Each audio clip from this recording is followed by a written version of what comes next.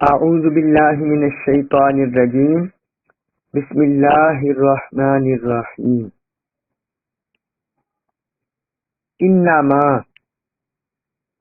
انما بے شک صرف ولیکم ولی ہے دوست ہے کم تمہارا اللہ اللہ ورسولہ اور اس کا رسول والذین اور وہ لوگ آمنوا جو ایمان لائے انما ولیکم اللہ ورسولہ والذین آمنوا بے شک تمہارا مددگار دوست تو اللہ اور اس کا رسول صلی اللہ علیہ وسلم اور ایمان والے ہیں الذین وہ لوگ یقیمون جو قائم کرتے ہیں الصلاۃ نماز کو جو نماز قائم کرتے ہیں وَيُؤْتُونَ اور وہ ادا کرتے ہیں الزکوٰۃ زکوٰۃ اور وہ زکوٰۃ ادا کرتے ہیں وَهُمْ اور وہ راکعون جھکنے والے ہیں وَهُمْ راکعون اور وہ اللہ کے حضور عاجزی سے جھکنے والے ہیں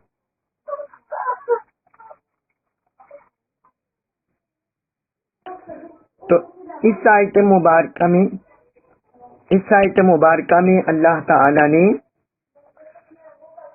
جو مؤمنین کے دوست ہیں مؤمنین کے ولی ہیں ان کے بارے میں بیان فرمایا ہے پچھلی آیت میں آیت نمبر 54 میں پڑھ چکے ہیں کہ اللہ تعالی نے اہل ایمان میں سے جن کے اندر 6 خوبیاں ہوتی ہیں 6 صفات ان کا خصوصی طور پر ذکر کیا ہے اب وہ جو 6 خوبیوں والے ہیں 6 صفات رکھنے والے ہیں آگے اللہ تعالی نے ان کا ایک بڑا اہم مقام اور بڑا اہم انعام ذکر کیا ہے فرمایا یہ اہل ایمان اور خوش نصیب وہ ہیں کہ جنہیں 3 طرح کی ولایت 3 طرح کی دوستی حاصل ہوتی ہے پہلے انہیں اللہ کی دوستی حاصل ہوتی ہے اللہ ان کا ولی ہوتا ہے اور دوسرا اس کے رسول صلی اللہ علیہ وسلم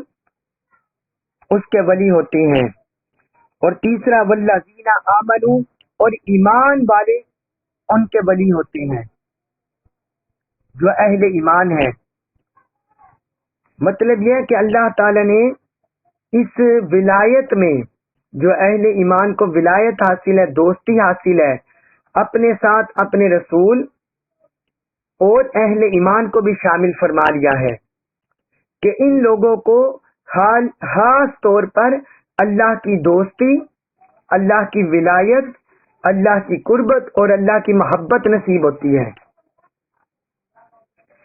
اس آیت مبارکہ میں ایک واقعہ ملتا ہے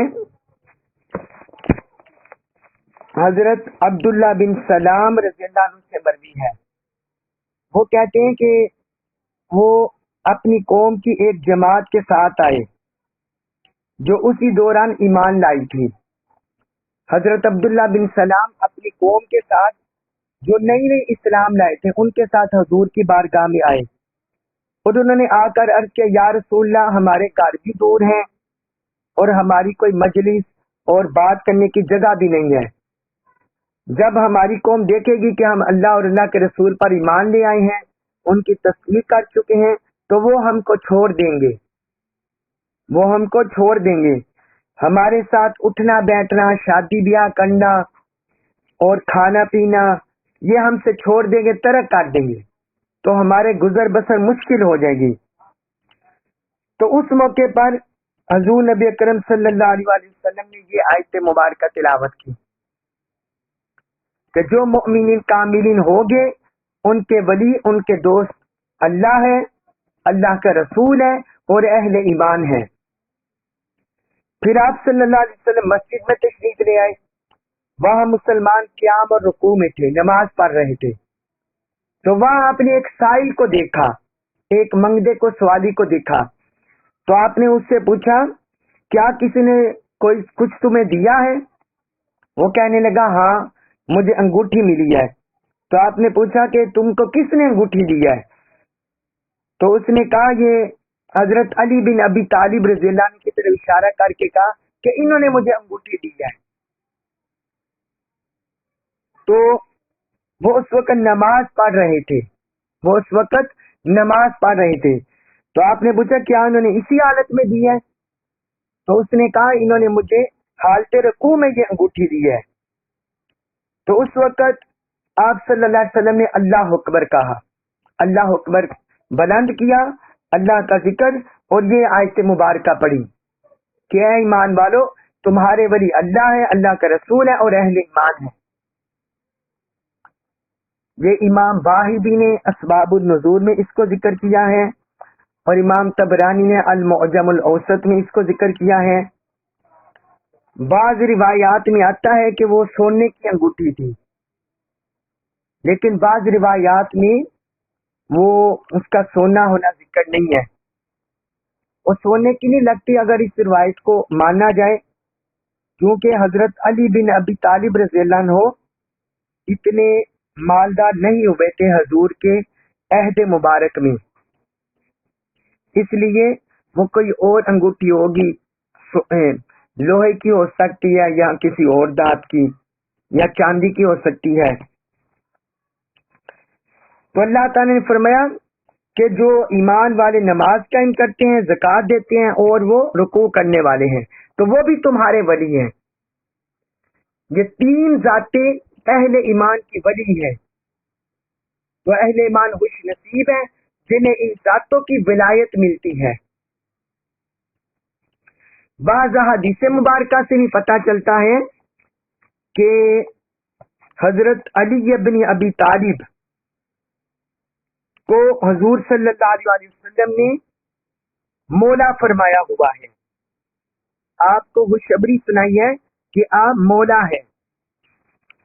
یہ حضرت ابو طفیل وہ روایت کرتے ہیں حضرت ابو سریحہ سے یا حضرت زید بن ارقم رضی اللہ عنہ ان سے روایت کرتے ہیں کہ حضور نبی اکرم صلی اللہ علیہ وسلم نے فرمایا من کنت مولاہ فعلی مولاہ، فرمایا جس کا میں مولا ہوں اس کا علی مولا ہے. یہ سنن ترمذی میں حدیث ہے، حدیث نمبر 3713. اس طرح حضرت سعد بن ابی وقاص رضی اللہ عنہ وہ کہتے ہیں میں نے رسول اللہ صلی اللہ علیہ وسلم کو فرماتے ہوئے سنا من کنت مولاہ فعلی مولاہ، جس کا میں مولا ہوں اس کا علی مولا ہے. یہ سنن ابن ماجہ میں حدیث ہے، حدیث نمبر 121. اور امام نسائی نے الحسائس امیر المؤمنین علی بن ابی طالب اس میں بھی اس حدیث کو روایت کیا ہے، حدیث نمبر 91. پھر ایک حدیث ہے حضرت زید بن ارقم رضی اللہ عنہ وہ کہتے ہیں کہ ہم حضور صلی اللہ علیہ وسلم کے ساتھ ایک وادی میں ٹھہرے، ہم نے قیام کیا، پڑاؤ کیا. اس وادی کا نام تھا وادی ہم، میدان ہم اس کا نام تھا. تو وہاں آپ نے نماز کا حکم دیا، پھر آپ نے نماز ادا کی، سخت گرمی میں جماعت کرائی، پھر آپ نے ہمیں خطبہ ارشاد فرمایا اس غدیر ہم کے مقام پر. ہم ایک کنبے کا نام تھا، اسی وجہ سے وہ وادی ہم کے نام سے مشہور ہو گئی تھی. تو وہاں آپ نے خطبہ ارشاد کیا. تو حضور صلی اللہ علیہ وسلم کو وہ آپ کے سر اقدس پر دھوپ سے بچاؤ کے لیے سایہ بھی کیا گیا، درخت پر کپڑا لٹکا دیا گیا، سایہ کر دیا گیا. اس وقت آپ صلی اللہ علیہ وسلم نے فرمایا الستم تعلمون اولستم تشہدون انی اولا بکل مؤمن من نفسی، فرمایا کیا تم نہیں جانتے یا کیا تم اس بات کی گواہی نہیں دیتے کہ میں ہر مومن کی اس کے جان سے زیادہ قریب ہوں؟ کیا تم یہ بات نہیں جانتے؟ کیا تم اس بات کی گواہی نہیں دیتے؟ سب صحابہ بولے بلا، کیوں نہیں یا رسول اللہ، بے شک آپ اسی طرح ہیں. تو آپ صلی اللہ علیہ وسلم نے فرمایا فمن کنت مولاہ فإن علی مولاہ، جس شخص کا میں مولا ہوں اس کا علی مولا ہے. اللہم آدی من آداہ ووالی من والاہ، یا اللہ جو شخص اسے دشمن رکھے، اس سے عداوت رکھے، تو اس سے عداوت رکھ، اسے دشمن بنا لے. اور جو شخص ان سے محبت کرے، ان کو ولی مانے، تو یا اللہ تو بھی اسے ولی مان، اسے دوست رکھ. تو یہ ساتھ آپ صلی اللہ علیہ وسلم نے دعا کی. یہ مسند احمد بن حنبل میں حدیث ہے، حدیث جلد 4 صفحہ 372، اور امام بہقی کی السنن الکبریٰ میں بھی یہ حدیث مبارک ہے. اور پھر جب حضور صلی اللہ علیہ وسلم نے پھر ایک حدیث میں حضور صلی اللہ علیہ وسلم نے ولی کا لفظ بھی استعمال کیا ہے. ولی کا لفظ بھی حضرت عمران بن حسین رضی اللہ عنہ، ان سے مروی ہے لمبی حدیث. وہ کہتے ہیں حضور صلی اللہ علیہ وسلم نے فرمایا ان علی منی وانا منہ، فرمایا علی مجھ سے ہے میں اس سے ہوں. وہو ولی کل مومن بعدی، اور وہ میرے بعد ہر مسلمان کا ولی ہے. وہ میرے بعد ہر مسلمان کا ولی ہے. یہ سنن ترمذی میں حدیث ہے، حدیث نمبر 3712، اور صحیح ابن حبان میں ہے حدیث نمبر 6929، حدیث نمبر 6929.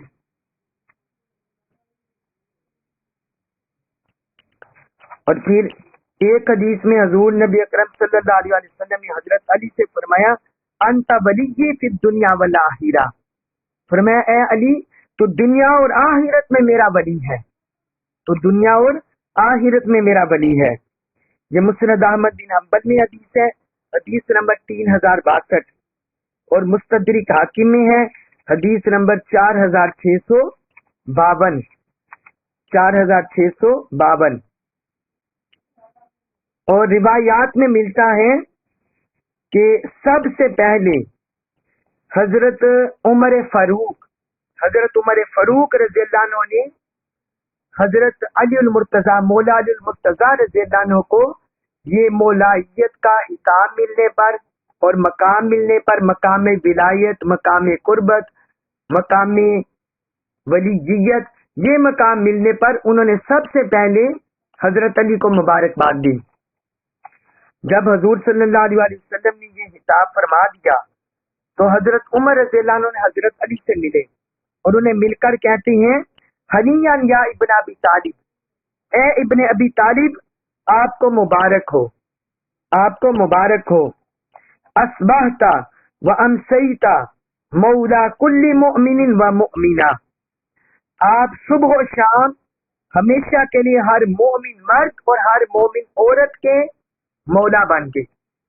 وہ کہتے ہیں آپ کو مبارک ہو اے علی بن ابی طالب، آپ اب ہر مومن مرد کے اور مومنہ عورت کے مولا ہو گئے ہیں. کیا ہو گئے ہیں؟ مولا ہو گئے ہیں. یہ مستند احمد بن حنبل میں حدیث ہے، جلد 4 صفحہ 281، اور مصنف ابن ابی شیبہ میں بھی یہ حدیث ہے، حدیث نمبر 12167، 12167. تو یہ میں نے آپ کو اس لیے یہ حدیث مبارکہ لکھوائی کہ بعض لوگ قرآن کی اتباع نہیں کرتے، یعنی جیسے قرآن کی اور سنت کی اتباع کما حقو کرنی چاہیے ویسی اتباع نہیں کرتے. مسلمانوں کے اندر وہ قرآن و سنت کو اپنے پیچھے چلانا چاہتے ہیں، خود قرآن و سنت کے پیچھے نہیں چلنا چاہتے. بعض ایسے مسلمانوں کے اندر فرقے پیدا ہو گئے ہیں. اس میں کوئی شک نہیں ہے کہ قرآن مجید میں اللہ تعالی نے فرمایا ہے اللہ ولی الذین آمنوا، کہ اللہ اہل ایمان کا ولی ہے، اللہ اہل ایمان کا ولی ہے.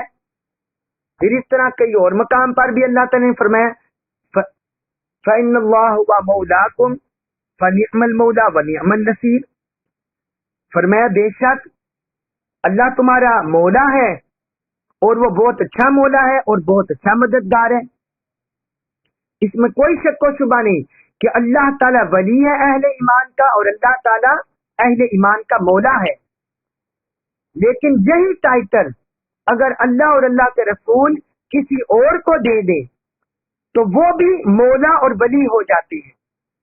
یہاں آ کر بعض مسلمان ٹھوکر کھا جاتے ہیں. وہ اللہ کی ولایت کو، اللہ کی مولائیت کو، اللہ کی ولیت کو، اس کو تو مانتے ہیں، لیکن جب اللہ اور اللہ کے رسول اپنے اس انعام میں، اس اکرام میں، اس نعمت میں اللہ تعالیٰ اپنے رسول کو شامل فرما لے اور حضور صلی اللہ علیہ وسلم اپنے کسی امتی کو، کسی صحابی کو شامل فرما لے، اس پر وہ چیمگویاں کرتے ہیں اور اس کو نہیں مانتے. تو ایسے لوگوں کا ایمان کامل نہیں ہوتا، ایسے لوگوں کا ایمان کامل نہیں ہوتا، ایسے لوگوں کا ایمان ناقص ہوتا ہے. وہ اللہ اور اللہ کے رسول کی کماحق اطاعت نہیں کرتے، بلکہ ان کی اطاعت میں نقص ہوتا ہے، کمی ہوتی ہے، کجی ہوتی ہے. ان کی خواہشات اللہ اور اللہ کے رسول پر کی تعلیمات پر اور اطاعت پر فوقیت رکھتی ہے. تو جیسے میں نے آپ کو بتایا، یہ قرآن جیت کی آیت ہے آپ کے سامنے. اللہ تعالیٰ نے فرمایا کہ اہل ایمان تمہارا ولی اللہ بھی ہے، تمہارا ولی رسول بھی ہے اور تمہارے ولی مومنین بھی ہیں. اور پھر ایک مقام پر اللہ تعالیٰ نے فرمایا فَإِنَّ اللَّهَ هُوَ مَوْلَاهُ وَجِبْرِيلُ وَصَالِحُ الْمُؤْمِنِينَ. اپنے حبیب کی طرف اشارہ کر کے اللہ تعالیٰ نے فرمایا کہ ان کا مولا اللہ ہے، ان کا مولا اللہ ہے، وجبریل اور جبریل ہے، وصالح المؤمنین اور صالح مؤمنین ہے. یہ حضور کی طرف اشارہ کر کے اللہ تعالیٰ نے خطاب کیا. تو اسی بات کی وضاحت آقا علیہ الصلوۃ والسلام نے اپنی حدیث مبارکہ میں بیان فرما دی کہ یہ علی بھی، حضرت علی ابن ابی طالب رضی اللہ عنہ فرمایا یہ مولا ہے، جس کا میں مولا ہوں اس کا علی مولا ہے. حضور نے اپنی طرف بھی صراحتاً ارشاد فرمایا اور حضرت علی مولا علی المرتضیٰ کی طرف بھی ارشاد کیا. اب یہ صرف فرق ہے کہ اللہ تعالیٰ ولی ہے اہل ایمان کا، اللہ تعالیٰ ولی ہے، اللہ تعالیٰ مولا ہے اہل ایمان کا. کس لحاظ سے؟ الوہیت کے لحاظ سے، اپنے منصب الوہیت کے لحاظ سے، اپنے خدائی منصب کے لحاظ سے، اپنی شان الوہیت کے لحاظ سے اللہ اہل ایمان کا مولا اور ولی ہے. اور حضور صلی اللہ علیہ وسلم جب مولا ہے، ولی ہے اہل ایمان کے، تو حضور کس لحاظ سے؟ حضور صلی اللہ علیہ وسلم معاذ اللہ شان الوہیت کے لحاظ سے نہیں ہے، بلکہ حضور مولا ہے مقام رسالت کے لحاظ سے، مقام محبوبیت کے لحاظ سے حضور اہل ایمان کے مولا اور ولی ہیں. اور جب حضرت علی ابن ابی طالب رضی اللہ عنہ تک بات پہنچے، مولا علی المرتضیٰ شیر خدا رضی اللہ عنہ جب ان تک بات پہنچتی ہے تو وہ نہ مقام الوہیت میں مولا اور ولی ہے، نہ مقام رسالت میں مولا اور ولی ہے، بلکہ وہ صحابیت میں، منصب صحابیت میں، منصب امت میں، وہ آقا علیہ الصلوۃ والسلام کی جمیع امت میں اور حضور کے جمیع صحابہ میں وہ اس مقام پر سارے اہل ایمان کے مولا ہیں اور ولی ہیں. یہ تینوں مولائیت اور ولیت میں فرق ہے. جو لوگ اس میں فرق نہیں کرتے وہ حقیقت میں گمراہ ہو جاتے ہیں. اور یہاں سے بعض اہل تشیع حضرات وہ یہاں سے یہ معنی نکالتے ہیں کہ حضرت علی رضی اللہ عنہ خلافت، اس سے پتہ چلا کہ حضرت علی رضی اللہ عنہ کو خلافت مل گئی، وہ خلافت کے حقدار ہیں اور وہ انہیں خلافت مل گئی ہے. تو یہ بات یاد رکھیں، ان کا یہ معنی باطل ہے. وہ جو معنی بھی ولایت سے اسے کھینچ کر خلافت کی طرف لے جاتے ہیں یا امامت کی طرف لے جاتے ہیں، امامت سے مراد جو خلیفہ کا امیر المومنین، وہ معنی جو اس کو کھینچ کر لے جاتے ہیں وہ ان کا معنی نہیں بنتا، کسی لحاظ سے اس کا معنی نہیں بنتا. ولایت کا یہ معنی किसी भी अरबी लुगत दान ने बयान नहीं किया। नंबर एक, विलायत का माना उन्होंने बयान किया है दोस्त। विलायत का माना है दोस्त, विलायत का माना है मददगार, विलायत का माना है हिमायती, हिमायत करने वाला। ये विलायत के माना बनते हैं, कुर्बत से, दोस्ती से, मोहब्बत से, ये विलायत का माना बनता है। इसका कोई माना भी खिलाफत और इमामत का नहीं बनता। खिलाफत और इमामत का ये माना नहीं बनता।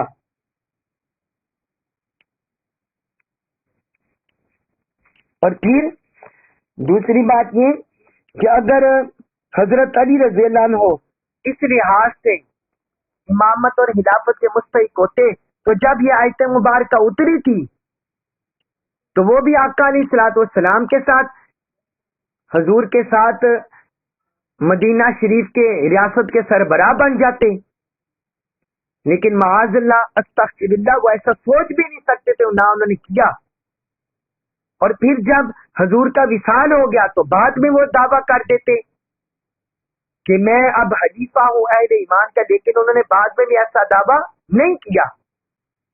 इस आयत मुबारक को बुनियाद, इस आयत मुबारक या किसी और उन्होंने दावा नहीं किया, बल्कि वो खामोश रहे। तो इसका मतलब है जो लोग इस आयत मुबारक से मौला अली मुर्तजा की खिलाफत इमामत साबित करना चाहते हैं, वो भी बातिल माना है, वो भी बातिल माना है। हकीकी माना क्या है वो मैंने जो आपको बता दिया। हजरत अली रज़ी अल्लाह अन्हु अहले ईमान के वली है, मौला है। किस लिहाज से? दोस्ती के लिहाज से, मुकर्रब कुर्बत के लिहाज से, मोहब्बत के लिहाज से, दीन इस्लाम की अहले ईमान की मदद और नुसरत के लिहाज से, इस लिहाज से हैं। इस लिहाज से ये उनका माना बनता है, मौला अली मुर्तजा और वली, ये माना बनता है। और फिर इसके बाद फरमाया सूरतुल माइदा आयत नंबर 56, वमन, और जो शख्स यतवल्ला, दोस्त बनाएगा अल्लाह, अल्लाह को, व रसूला, और उसके रसूल सल्लल्लाहु अलैहि वसल्लम को, वल्लज़ीना, और उन लोगों को, आमनु, जो ईमान लाए, और ईमान वालों को। फरमाया जो शख्स अल्लाह को और उसके रसूल सल्लल्लाहु अलैहि वसल्लम को और अहले ईमान को दोस्त बनाएगा, फ़इन्ना, तो बेशक, हिज़्बुल्लाह, अल्लाह की जमात, अल्लाह की जमात, हम वही अल-गालिबून, गालिब होने वाले हैं। तो फरमाया बेशक अल्लाह की जमात ही गालिब होने वाली है। अब इस आयत मुबारक में देखिए अल्लाह ताला ने फिर अगली आयत में अपने आप को, अपने रसूल को और अहले ईमान को जोड़ दिया है। विलायत में तीनों को जोड़ दिया है। फरमाया जो भी अल्लाह को अपना दोस्त बनाएगा, अल्लाह के रसूल को और अहले ईमान को, ये हकीकत में अल्लाह की जमात है, ये हकीकत में अल्लाह की जमात है।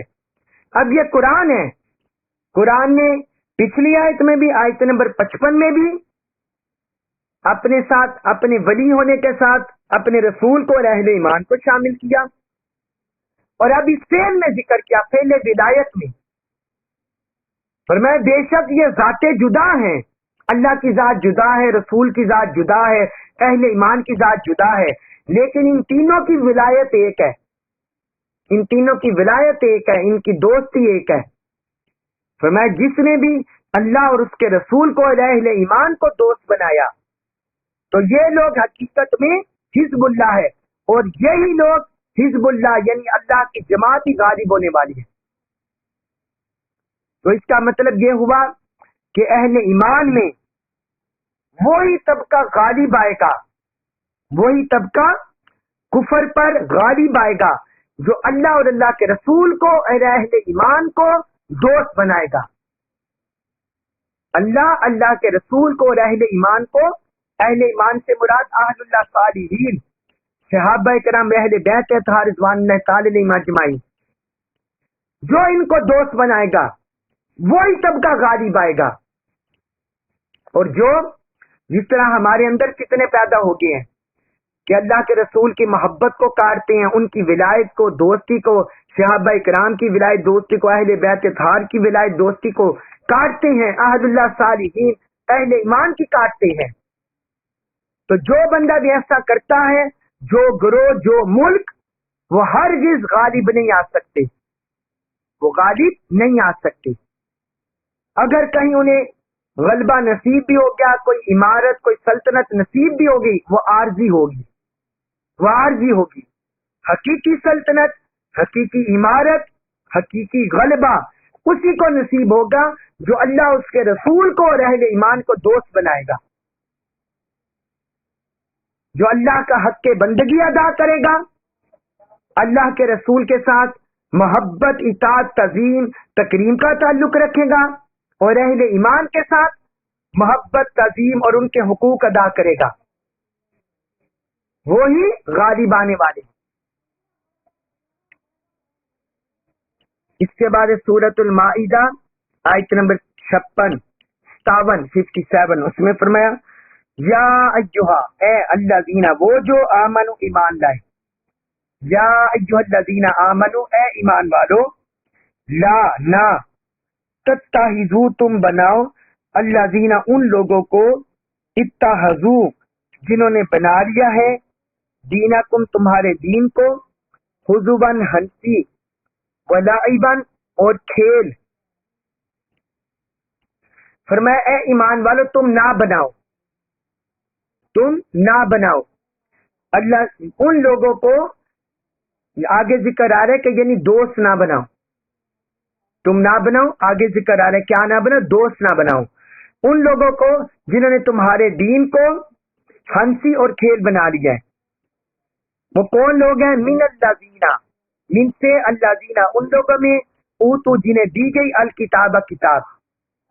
فرمایا وہ لوگ جنہیں کتاب دی گئی ہے، من قبلکم، تم سے پہلے، والکفار، اور کفار اور کافر، اولیاء، دوست۔ اب یہ آ گیا ہے کہ کن لوگوں کو دوست نہیں بنانا، اس کا ذکر آ گیا ہے۔ فرمایا اے ایمان والو تم ان لوگوں کو جنہوں نے تمہارے دین کو ہنسی اور کھیل بنا لیا ہے، جو تم سے پہلے اہل کتاب ہوئے اور کافر ہیں، فرمایا ان کو دوست نہ بناؤ، ان کو دوست نہ بناؤ۔ واتقوا، اور تم ڈرو، اللہ سے، ان اگر تم ہو مؤمنین، اہل ایمان والے۔ اور فرمایا تم اللہ سے ڈرتے رہو اگر تم اہل ایمان ہو، ایمان والے ہو۔ اب اس آیت مبارکہ میں اللہ تعالی نے اہل کتاب اور کفار سے دوستی کی، عدم دوستی کا سبب بیان کر دیا۔ ایک تو یہ حکم دے دیا، منع کر دیا کہ تم انہیں دوست نہ بناؤ۔ یہ ہم پچھلی آیت میں بھی پڑھے ہیں، آیت نمبر 51 میں، اس میں بھی اللہ تعالی نے فرمایا ہے یا ایھا الذین آمنوا لا تتخذوا الیہود والنصارى اولیاء، اے ایمان والو تم یہود و نصارہ کو دوست نہ بناؤ۔ حدیث آیت مبارکہ میں اللہ تعالی نے ایک اور انداز سے اسی حکم کو بیان فرمایا جن لوگوں کو تم سے پہلے کتاب دی گئی، جو اہل کتاب ہوئے اور کافر ہیں، انہیں تم دوست نہ بناؤ۔ اس کا سبب اللہ تعالی نے درمیان میں بیان کر دیا، فرمایا یہ وہ لوگ ہیں اتخذوا دینکم ہزوا ولعبا، یہ تمہارے دین کے ساتھ ہنسی مذاق کرتے ہیں اور کھیل بناتے ہیں، یہ دین الہی کی قدر نہیں کرتے، یہ کسی بھی موقع پر دین کی تذلیل کرنے سے، دین کو نیچا دکھانے سے یہ لوگ باز نہیں آتے۔ بعض روایات میں آتا ہے حضرت عبداللہ بن عباس رضی اللہ عنہ نے بیان فرمایا کہ جب مسلمان سجدے کرتے تو یہود اور مشرکین ان کا مذاق اڑاتے تھے، جب سجدہ کرتے تو یہود اور مشرکین ان کا مذاق اڑاتے، اور جب مسلمان اذان دیتے تو وہ کہتے یہ اس طرح چلا رہے ہیں جیسے کافر والے چلاتے ہیں۔ اس لیے اللہ تعالی نے اہل کتاب اور مشرکین کو دوست بنانے سے منع کر دیا۔ اہل کتاب اور مشرکین کو دوست بنانے سے منع کر دیا اور فرمایا تو کہ تم اللہ سے ڈرتے رہو ان کنتم مومنین، اگر تم ایمان والے ہو، اگر تم کامل ایمان والے ہو تو پھر تم اللہ سے ہی ڈرتے رہو، اسی کا تقوی اختیار کرو۔ اور ان کی تو جو تمہارے دین کا ٹھٹا مذاق اڑاتے ہیں، کھیل کود بناتے ہیں، تماشا بناتے ہیں، ان کی دوستی سے، قربت سے بچتے رہو۔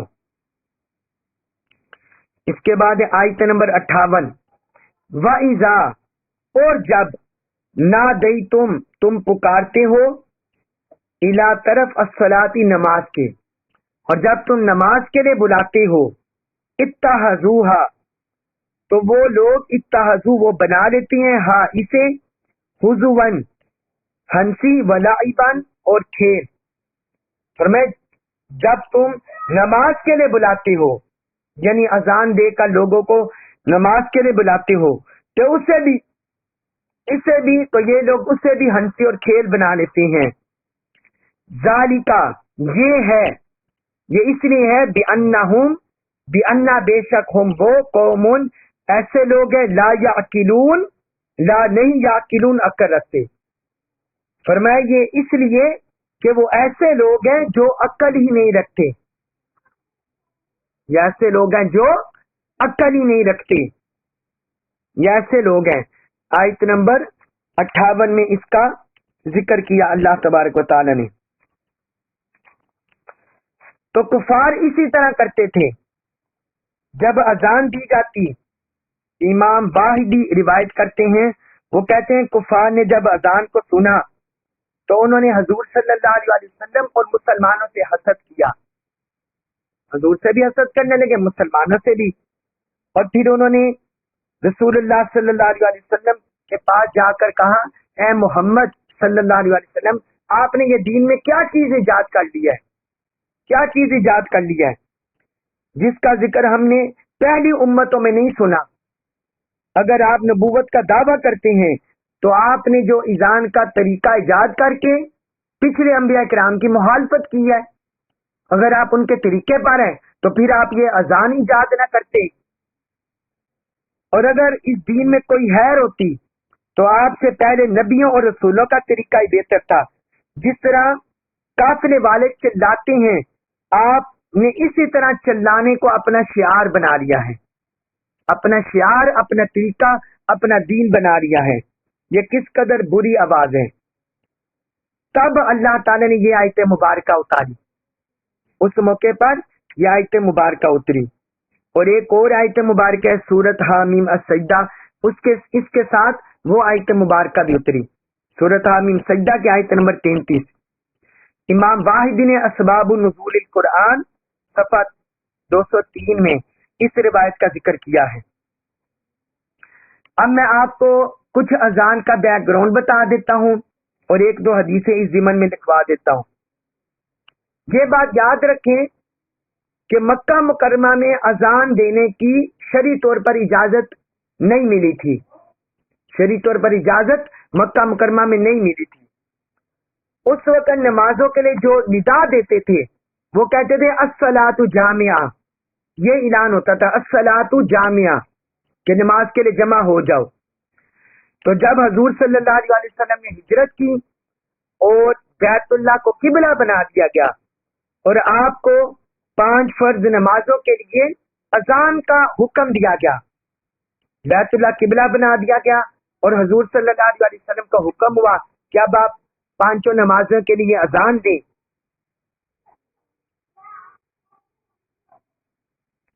تو اس موقع پر یہ اذان کا طریقہ جاری ہوا، اور باقی جو نماز جنازہ، نماز عید، نماز کسوف، اس کے لیے وہی لفظ برقرار رہا کہ آؤ الصلاۃ جامعہ، کہ آؤ نماز کے لیے، اس کے لیے وہی طریقہ برقرار رہا، جبکہ اذان کے لیے یہ الفاظ مقرر ہو گئے۔ امام غزالی نے لکھا الوسیط میں کہ 10 سے زائد صحابہ کرام نے اذان کا خواب دیکھا تھا، اذان کا خواب دیکھا تھا۔ اب یہ میں آپ کو اس پر حدیث مبارک لکھوا دیتا ہوں. حضرت عبداللہ بن عمر رضی اللہ عنہ بیان کرتے ہیں کہ جب مسلمان مدینہ میں آئے، جب مسلمان مدینہ شریف میں آئے تو وہ نماز کے اوقات میں جمع ہوتے تھے اور ان کو ندا نہیں کی جاتی تھی. یعنی وہی طریقہ الصلاۃ جامعہ، آؤ نماز کے لیے جمع ہو جاؤ، بس وہ نماز کے اوقات میں جمع ہو جاتے تھے، لیکن انہوں نے ندا دینا، اعلان کرنا، اذان دینا یہ نہیں ہوتی تھی.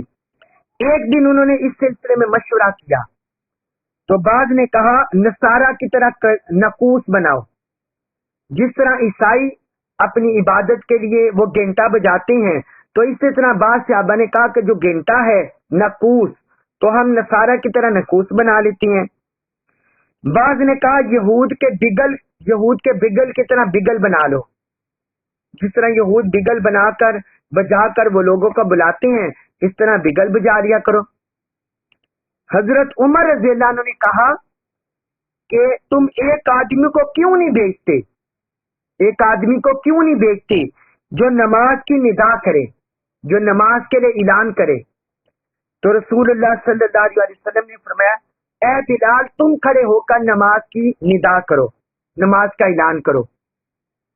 تو یہ پھر نماز کا اعلان، نماز کی ندا، اذان شروع ہوئی.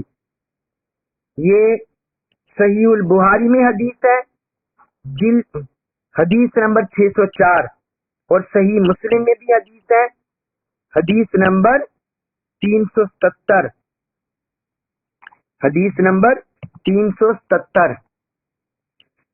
اور پھر ایک اور حدیث مبارک بھی ہے، وہ بھی آپ لکھ لیں. حضرت ابو عمیر بن انس اپنے چچا سے روایت کرتے ہیں کہ اسی طرح حضور کے سامنے مشورہ ہوا کہ نماز کے لیے کیا چیز کس طرح بلایا جائے، تو وہی بگل، نقوس، اس بارے میں صحابہ نے رائے دی. تو آپ نے فرمایا کہ وہ تو یہود کا طریقہ ہے اور یہ عیسائی کا طریقہ ہے. پھر حضرت عبداللہ بن زید وہاں سے اٹھ کر گئے، وہ اسی فکر میں تھے، تو انہیں خواب میں اذان دکھائی گئی. حضرت عبداللہ بن زید رضی اللہ عنہ ان کو خواب میں اذان دکھائی گئی. وہ صبح رسول اللہ صلی اللہ علیہ وسلم کے پاس آئے اور آپ کو اس خواب کی خبر دی. انہوں نے کہا یا رسول اللہ میں نیند اور بیداری کی حالت میں تھا، میرے پاس ایک آنے والا آیا اور اس نے مجھے اذان دکھائی، اذان اس نے مجھے یہ دکھائی. تو اس سے پہلے حضرت عمر بن خطاب رضی اللہ عنہ نے بھی اذان کا خواب دیکھا تھا، لیکن انہوں نے 20 دن تک اس خواب کو مخفی رکھا. پھر حضور صلی اللہ علیہ وسلم کو اس کی خبر دی. آپ نے فرمایا تم کو مجھے خبر دینے سے کس چیز نے روکا تھا؟ انہوں نے کہا عبداللہ بن زید مجھ پر سبقت لے گئے اور مجھے حیا آئی. تو اس وقت حضور صلی اللہ علیہ وسلم نے فرمایا اے بلال تم کھڑے ہو، اے بلال تم کھڑے ہو، اور عبداللہ بن زید تم کو جو کلمات بتائیں وہ پڑھو. تو پھر حضرت بلال رضی اللہ عنہ نے اذان دی، حضرت بلال رضی اللہ عنہ نے اذان دی. تو ابو عمیر یہ کہا کرتے تھے اگر اس دن حضرت عبداللہ بن زید بیمار نہ ہوتے تو وہ اذان کہتے. یہ سنن نبی داؤد میں حدیث ہے، حدیث نمبر 498. تو اس طرح اذان کا رواج پڑا، اذان کی بنیاد پڑی مسلمانوں میں. اذان کے جو کلمات ہیں وہ احادیث مبارکہ میں جو امام ابو حنیفہ رحمۃ اللہ علیہ نے کہ ان قبول کیا وہ 15 کلمات ہیں. کتنے کلمات ہیں؟ 15.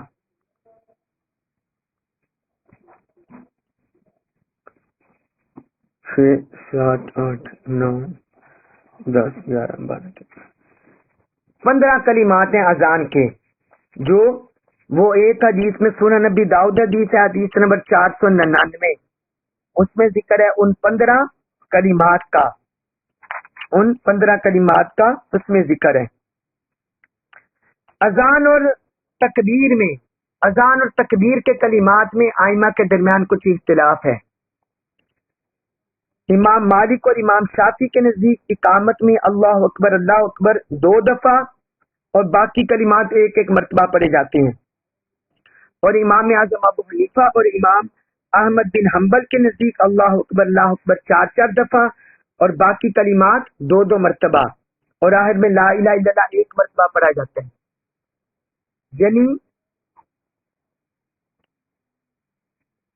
یعنی وہ جیسے کلمات اذان کے ہیں ویسے ہی کلمات اقامت کے ہیں. یہ امام ابو حنیفہ رحمۃ اللہ علیہ کا یہ موقف ہے. اور اس پر ایک حدیث مبارک ہے، حضرت عبداللہ بن زید رضی اللہ عنہ بیان کرتے ہیں کہ رسول اللہ صلی اللہ علیہ وسلم کی اذان اور اقامت میں 2 کلمے تھے. یعنی اذان اور اقامت میں 2 کلمے تھے.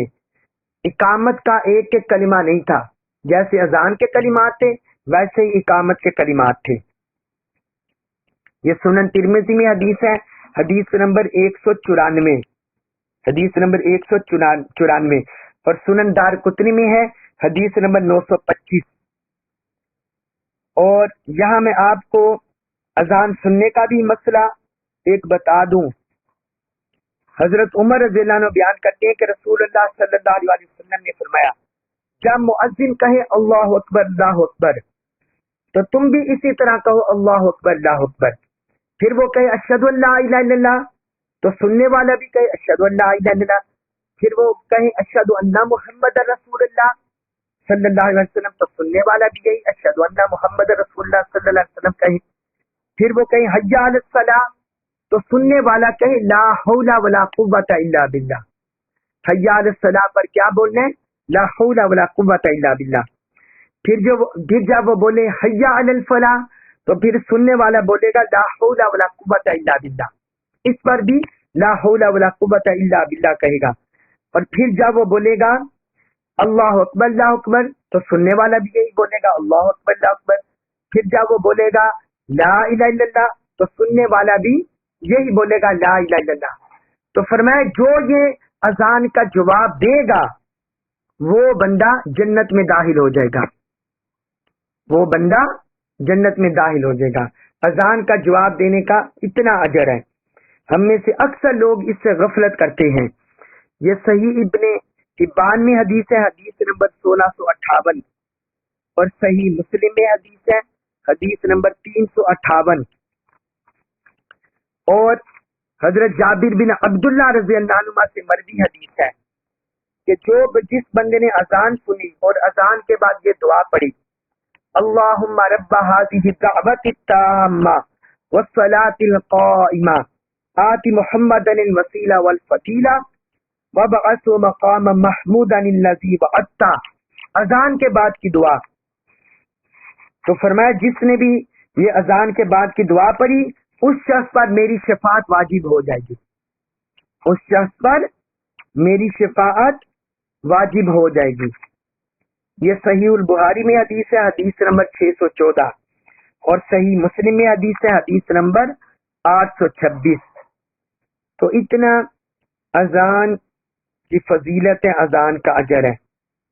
اور اذان کی فضیلت میں ایک حدیث مبارک ہے، حضرت ابو سعید خدری رضی اللہ عنہ نے فرمایا میں تمہیں دیکھتا ہوں کہ تم بکریوں اور جنگلوں سے محبت کرتے ہو. فرمایا تم بکریوں اور جنگلوں سے محبت کرتے ہو، بس جب تم اپنی بکریوں یا جنگل میں ہو تو نماز کے لیے اذان دیا کرو. یعنی کہیں بھی تم اپنے جانور چرا رہے ہو تو وہاں نماز کا وقت ہو جائے تو اذان دیا کرو. اور با آواز بلند اذان کہنا، اونچی آواز سے اذان کہو، کیونکہ مؤذن کی آواز کو جو بھی جن یا انسان سنتا ہے اور جو چیز بھی سنتی ہے وہ قیامت کے دن اس کے حق میں گواہی دے گی، قیامت کے دن اس کے حق میں گواہی دے گی. یہ صحیح البخاری میں حدیث ہے، حدیث نمبر 609، اور سنن نسائی میں ہے، حدیث نمبر 643. اور ایک حدیث میں حضور صلی اللہ علیہ وسلم نے فرمایا کہ شیطان جب اذان کی آواز سنتا ہے تو روحا پر بھاگ جاتا ہے. یعنی ایک مقام تھا روحا، تو فرمایا وہاں بھاگ جاتا ہے، وہاں بھاگ جاتا ہے. یہ صحیح مسلم میں حدیث ہے، حدیث نمبر 388. اور بہت سے فضائل ہیں. یہ میں نے آپ کو اذان کے بھی مسئلے بتا دیے اور اذان کی فضیلت بھی بتا دی. اللہ تبارک و تعالی ہمیں دین پر عمل پیرا ہونے کی توفیق عطا فرمائے، قرآن جیت کا کما کو فہم نصیب فرمائے، اور ہمیں اس پر عمل پیرا ہونے کی توفیق عطا فرمائے. وما علیہ الا البلاغ المبین.